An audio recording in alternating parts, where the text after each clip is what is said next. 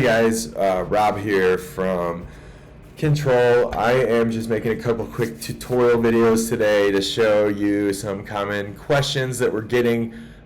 Specifically, the first one is how to get your API key. So you're going to go to platform.openai.com, assuming that you have an account. Then you're going to click up to the top right here, where it says your account, and you're going to do view API keys. You'll create an API key, name it whatever you like. Let's just do that. And then copy your API key. After you do that, you can enter it into your account in Control. So once you get to Control, to add that API key, we're going to hit Settings. We're going to do Save New Profile, because most likely it's going to be the first time that you're adding one. You're going to type a profile name. So just something that you're going to remember. Let's say SEO expert. You're going to choose your AI provider. In this example, I'm doing OpenAI. That was where we just got that API key from. You guys are going to be able to see this, but I'll just delete it after this video. You paste your API key in right there. Choose your AI model. So I'll kind of explain this a little bit more in depth. It depends on what you have access to. So over here inside of OpenAI, if you look at your rate limits, it will show you the different models that you have access to. I just made this account like 5 minutes ago. It's a new account, so it only has 3.5 access. And it's going to show you your text per minute, or your tokens per minute, I'm sorry.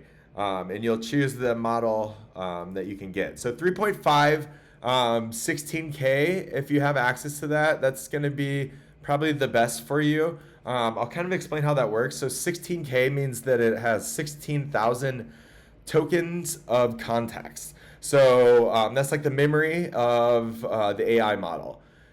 Usually you think of a token as equal to a word. So it can remember up to 16,000 words before it forgets what it's talking about. And so that's including both the prompt and the response. So it will remember, if you're using the 16,000 model, you'll set right here the max to 8,000, and then it will allow the AI model to generate 8,000. So the more tokens, the better if you're having long conversations, but also tokens cost money. 3.5 is the cheapest. If you do ChatGPT-4, it's trained a little bit better. You get a little bit more refined answers. It by default has 8,000 tokens.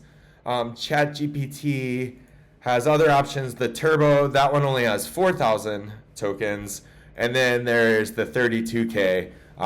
This one's a little bit more difficult to get. There's a long waiting list for it, and it's very expensive. But this one, as you can imagine, the chat has a memory of the history of your conversation that you've had with it, up to 32,000 tokens or words.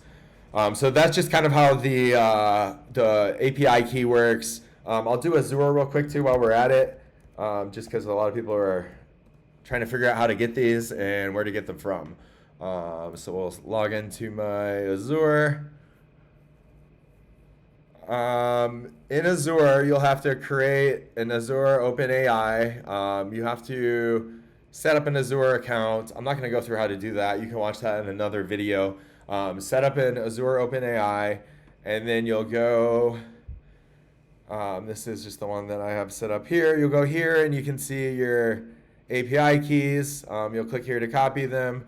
You'll get your endpoint from there. Then model deployments.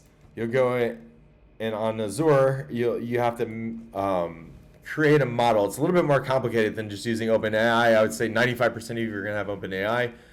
Some of the advanced guys might have Azure, who will probably already know how to do this. But then you just have to get whatever your deployment name is, and you would stick that in these slots here.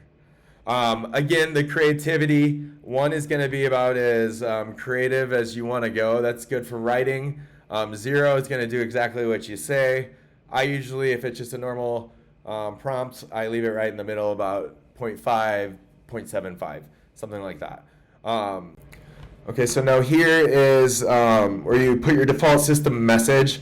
If you're using ChatGPT, by default, that's always going to be your system message.